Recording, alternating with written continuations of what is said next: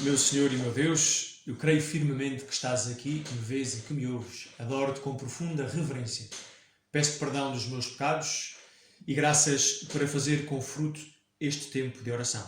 Minha Mãe Imaculada, São José, meu Pai e Senhor, anjo da minha guarda, intercedei por mim. Hoje, dia 25 de janeiro, a Igreja celebra a festa da conversão de São Paulo. Nós conhecemos este episódio. São Paulo, a caminho de Damasco, para perseguir os cristãos, encontra-se com Jesus Cristo ressuscitado, que lhe aparece no meio de uma grande luz. São Paulo cai por terra, ouve Jesus lamentar-se da perseguição que está a sofrer e São Paulo fica cego, muda de vida. Depois vai para Damasco, aí recebe o batismo e recupera a visão e torna-se um dos mais ardentes apóstolos. E uma pergunta que eu gostava de fazer é a seguinte: São Paulo era um homem mau? A resposta imediata que talvez tenhas na cabeça é dizer sim, ele era um homem mau, perseguia os cristãos. Aliás, até aquele episódio que ele estava lá, quando apedrejavam Santo Estevão até à morte, ele estava lá, diz na Sagrada Escritura, e punham os mantos aos seus pés, e ele aprovava aquela lapidação. Portanto, só podia ser um homem mau, que depois encontrou Jesus e tornou-se um homem bom. Substancialmente isto é verdade, mas eu penso que São Paulo não fosse assim um homem tão mau. Era um homem dedicado, era um homem zeloso, era um homem fiel a Deus, tal como o conhecia, e era um homem que temia pela fidelidade de Israel à aliança, porque muitos dos judeus parecia-lhe a ele estarem a afastar-se da verdadeira fé para entrarem nesta nova seita que um tal Nazareno tinha fundado, os cristãos. E por isso fez aquilo que lhe parecia o mais correto, reprimiu esta seita para não pôr em risco a fé e a subsistência de Israel. Mas aquilo que faltava a São Paulo era algo fundamental: a graça de Deus.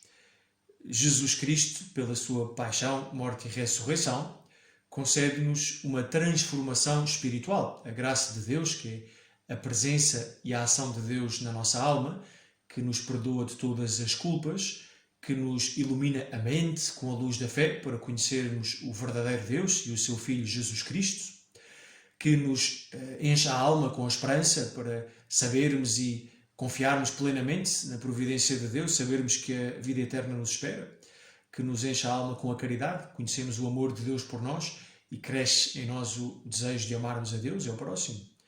Também o dom que nos concede Deus pela sua graça de nos tornarmos seus filhos em Jesus Cristo. Todo este tesouro imenso, que é a graça divina, São Paulo não tinha recebido. E, portanto, com aquilo que ele tinha, fazia o melhor que podia. Este primeiro ponto é muito importante sublinhar. A verdadeira bondade, se queres ser verdadeiramente bom, tal como eu também quero, uma bondade profunda, não só uma bondade de aparência, de quem faz algumas coisas boas, mas uma retidão de coração. Essa verdadeira bondade é, em primeiro lugar, um dom de Deus, é fruto da presença e da ação de Deus na tua alma, na minha alma. Sem Deus a atuar em primeiro lugar, não existe qualquer possibilidade de sermos genuinamente bons. Eu posso esforçar-me muito, por exemplo, por bater os braços e querer voar. Eu tenho um grande desejo de voar, bato os braços com muita força, mas não vou fazer mais do que barulho e cansar-me. Não vou conseguir voar, não sou capaz de voar. E esta verdadeira bondade, esta bondade que corresponde à nossa dignidade, imagem e semelhança de Deus, que perdemos pelo pecado, só é dada a cada um de nós, só pode ser alcançada pela graça de Deus, que nos vem pelo batismo e depois é alimentada pelos sacramentos. São Paulo, ao receber esta graça, percebe, com uma nova luz, percebe como estava a agir mal, como Jesus Cristo não o afastava do bem que ele queria, da fidelidade a Yahvé, mas pelo contrário, Jesus Cristo vinha pôr em prática, vinha cumprir com perfeição, com plenitude, a aliança que Yahvé fizera com o povo, vinha renovar essa aliança.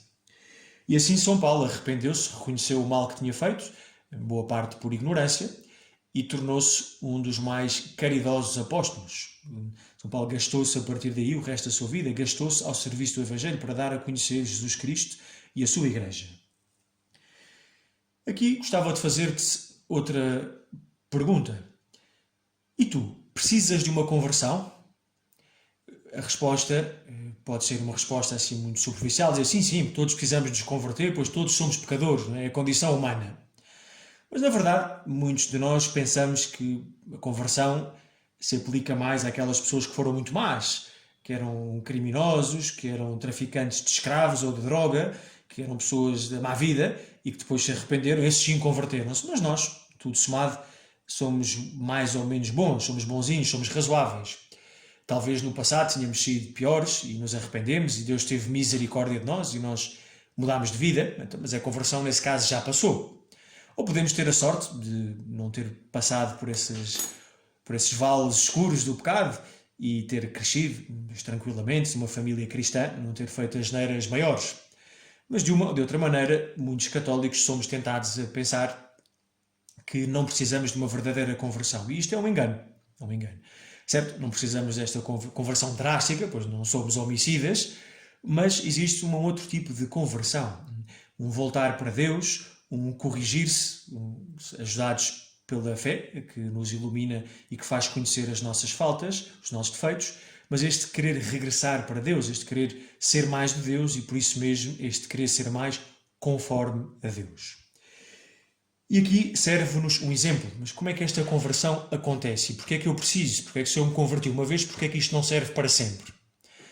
A primeira razão é que eu posso voltar a cair. Mas a outra razão, eu penso que é mais real nas nossas vidas, é que nós não fazemos uma conversão de uma vez só. A nossa conversão é progressiva. Lembrava-me da imagem da cebola. A cebola, nós descascamos uma cebola, tem várias camadas de casca, e depois, se continuarmos a cortar a cebola, vamos tirando várias camadas até chegar ao centro da cebola. E assim é com a nossa conversão. Também acontece ao jeito da cebola, acontece por camadas.